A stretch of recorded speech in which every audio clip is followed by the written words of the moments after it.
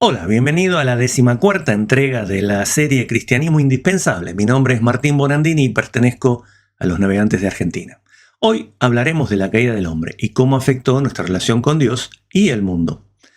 La caída del hombre marcó un antes y un después en la historia de la humanidad. Dios había creado a Adán y Eva para vivir en comunión con Él en un entorno de armonía, propósito y libertad. Pero la desobediencia cambió esa realidad para siempre.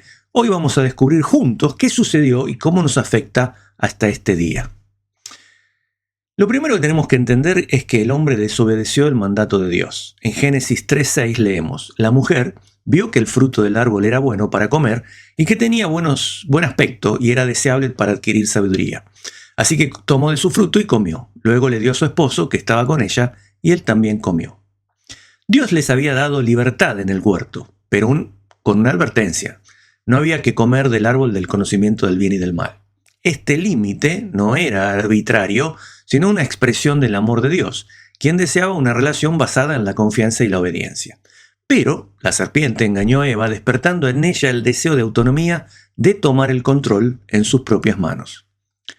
La decisión de Adán y Eva no fue solo un acto de desobediencia, fue una ruptura de confianza. Eligieron dudar de la bondad de Dios, creyendo que podían ser como Él. Esta es la raíz del pecado, querer ocupar el lugar de Dios en nuestra propia vida. El pecado trajo separación de Dios. Después de desobedecer, Adán y Eva ya no pudieron estar en la presencia de Dios como antes.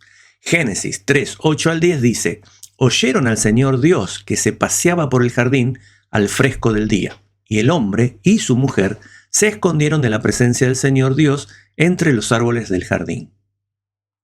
Antes de la caída, la relación con Dios era cercana, sin miedo ni vergüenza. Pero el pecado distorsionó esa intimidad y por primera vez el ser humano experimentó la culpa, el temor y la separación. Ya no podían permanecer en el huerto y fueron expulsados. El pecado rompe la comunión con Dios. Esta separación espiritual es la raíz del vacío interior que muchas personas sienten hoy. Fuimos creados para estar con Dios y sin Él estamos incompletos. Por eso la caída no es solo un evento histórico, es una realidad presente que afecta a cada persona. El pecado trajo consecuencias para toda la humanidad. Romanos 5:12 dice: por medio de un hombre el pecado entró en el mundo y por medio del pecado entró la muerte. Desde ese momento el pecado afectó a toda la creación.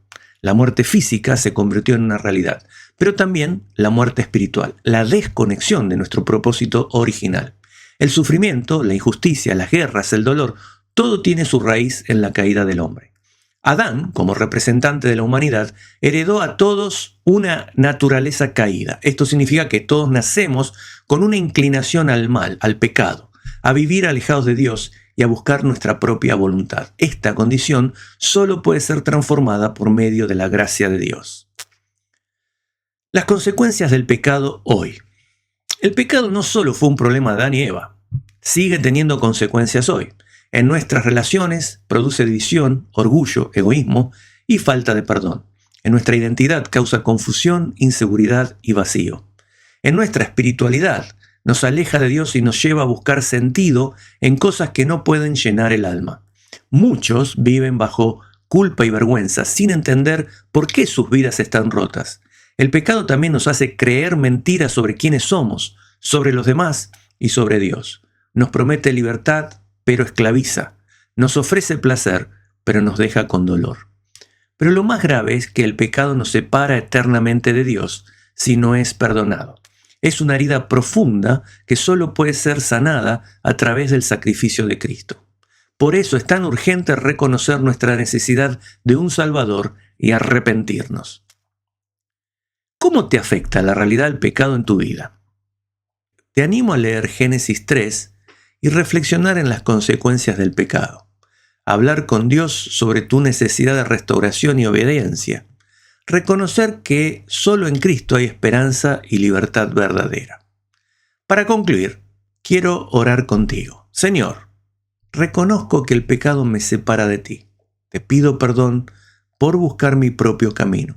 Ayúdame a volver a ti, a caminar en obediencia y a vivir una vida que refleje tu amor. Amén. Gracias por acompañarnos en esta 14ª entrega de Cristianismo Indispensable. Nos vemos en el próximo video donde hablaremos sobre la salvación del hombre. Que Dios te bendiga.